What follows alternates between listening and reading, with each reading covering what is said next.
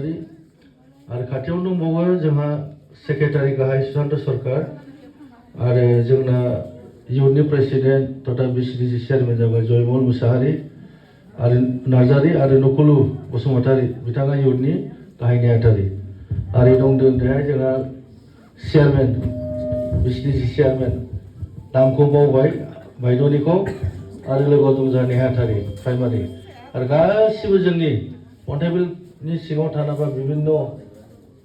गामिनिफ्राय नुजाफैनाय बा जइन जाफैनाय बयखौबो आं गिबि गोसो गोरबोनिफ्राय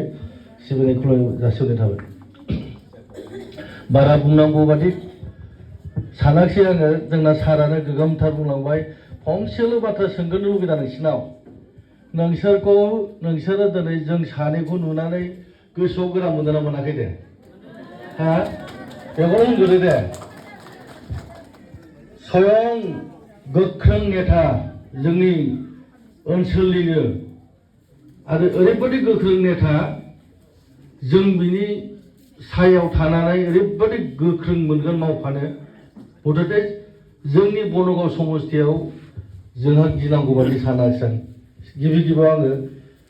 सारनि उन जों बयबो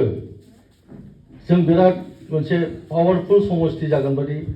आंहा मिजिं थाबाय आरो गोबांथार बाथ्रा दंबावो लासै बुंलांबाय थागोन समा बिराद दंबावो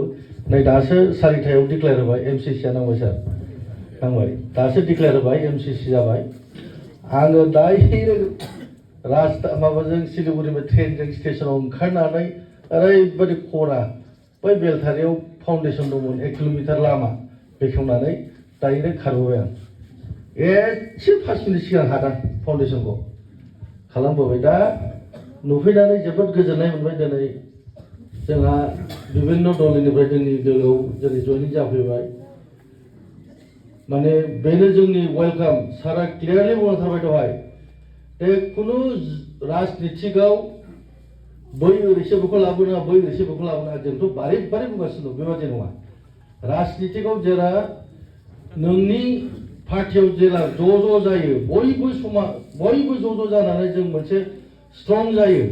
बे दोलोखौ जिन्दगि रावबो दोलोआ फेजेननो हाया बे क्लियारखा ओंखायनो जों दिनै बेफोरबायदिनि सिन्ताधारा खालामनानै जोंनि मानगोनां सारमोना गोजौ लेभेलाव सावरायनानै इउपिपिएलआनो जा बबेबा बिजेपिआनो जा बबेबा कंग्रेसआनो जा IBS खौ होनांगौ होनना जों बुंबाय थायाखै होनबा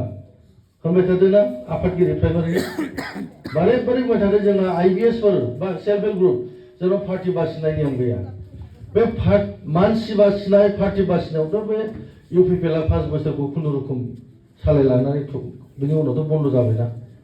बिसिना बे नांगालनिसो बिसिनो माने सेल्फ हेल्प ग्रुपनि होनो अरुणोदयखौ मानो होनामोन होनबा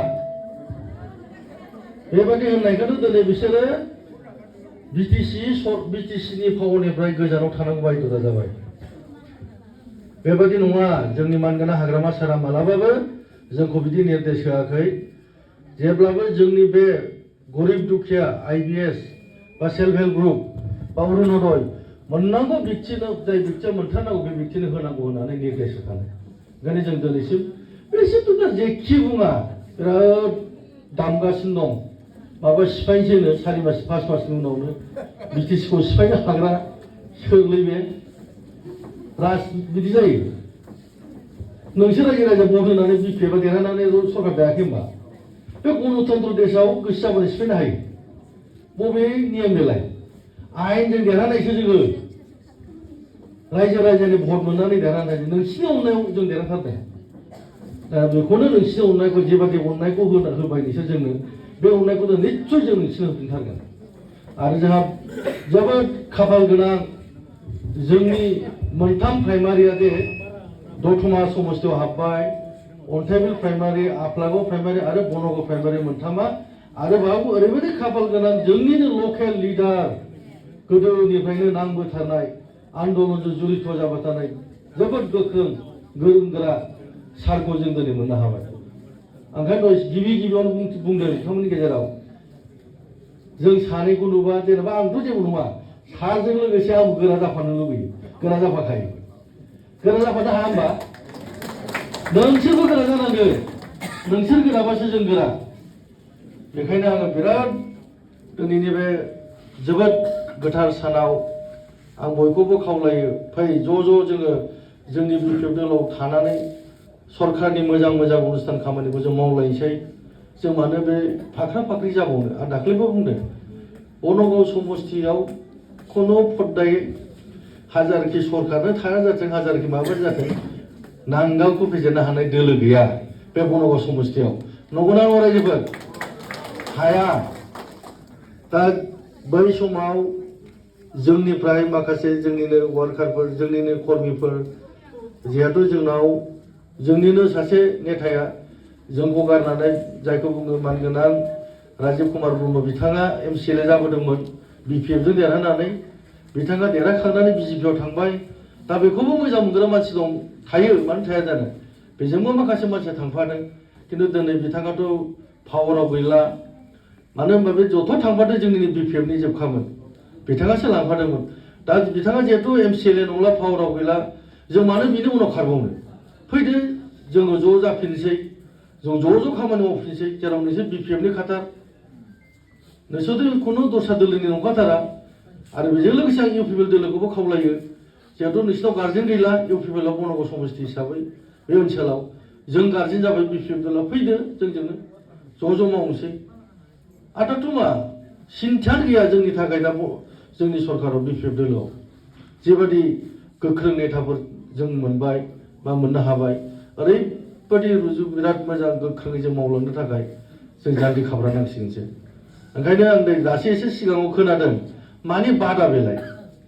राजीव बांगाला बादा होदों जाहैदों उत्तर बालमारियाव मानो बादा होखो बिथाङा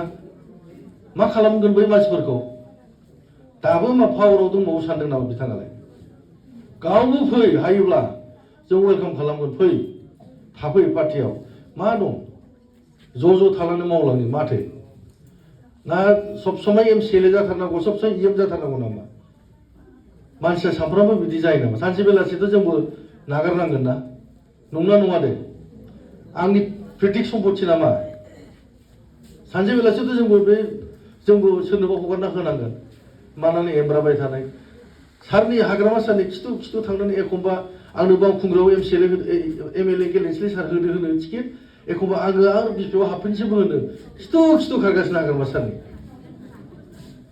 मानो नांगौ ओंखायनो आं खावलायदों जोंनि बिदा फंबाय बिब' बिनानाव भटार्सफ्रा गामि ओनसोलना फै